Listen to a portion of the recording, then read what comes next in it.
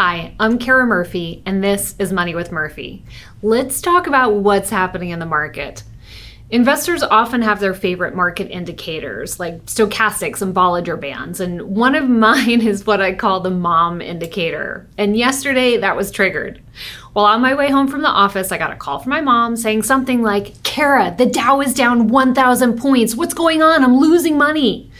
So let's put aside that she clearly didn't read my piece about why the Dow doesn't matter. But when I get that kind of call, I know that Main Street investors like my mom are worried about market volatility. And that concern is understandable. Market indexes in the US and in fact across the world have been walloped.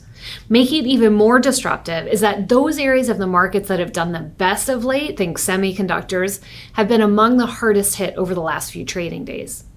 In fact, since July 10, the S&P 500 is down almost 8%, while the Nasdaq is down about 13%.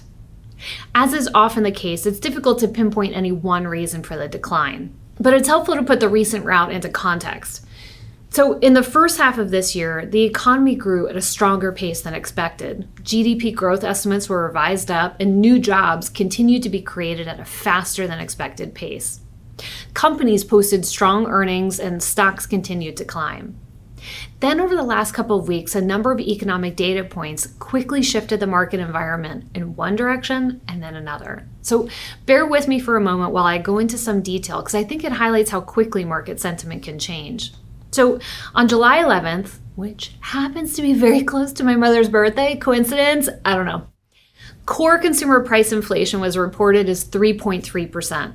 While that level is still above the Federal Reserve's target of 2%, it was lower than expected.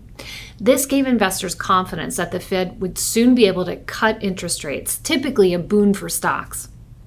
Over the next 5 trading days, small capitalization stocks, as represented by the Russell 2000, soared by nearly 12%, while the technology-heavy Nasdaq declined 1%. In short, it was bad news is good news. Slower inflation leads to interest rate cuts, which is good for smaller companies. Then things got really interesting. On August 2nd, just as many Americans were settling into their summer vacations, we got another data point, non-farm payrolls, or how many new jobs were created across the economy. Now, keep in mind that job growth has been consistently better than expected for the last 7 months or so. Then last Friday, it was a lot worse. Only 114,000 new jobs were created compared to the expected increase of 175,000. With that data point, market sentiment swung from excitement around slower inflation and rate cuts to concern the economy was slowing too quickly, risking recession.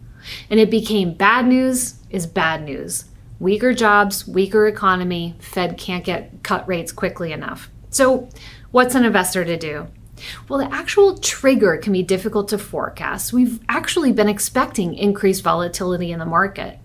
Late summer, early fall tend to be more volatile, and particularly during a presidential election. In addition, we've had an unusually late change in presidential candidate introducing new uncertainty. On top of that, the broad stock market indexes have done incredibly well. The S&P 500 is up 35% since the beginning of 2023, while the Nasdaq is up an extraordinary 55%. Also worth noting is that not all areas of the market have responded to the recent rout in the same way. While semiconductors are down about 24% since July 10, the equal-weighted S&P 500 is actually up 1%, and the Bloomberg Aggregate Bond Index is up 3%. Bonds and smaller stocks are helping to smooth out some of the volatility, which is a great reminder that in times of volatility, diversification is your friend. And don't forget that market sentiment may sometimes shift quickly, but over the long term, stocks grow in response to how much the companies they represent earn. And as of the second quarter, the companies in the S&P 500 are on pace to grow earnings by over 11%.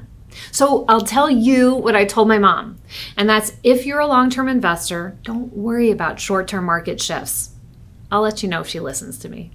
Until next time, invest wisely and live richly.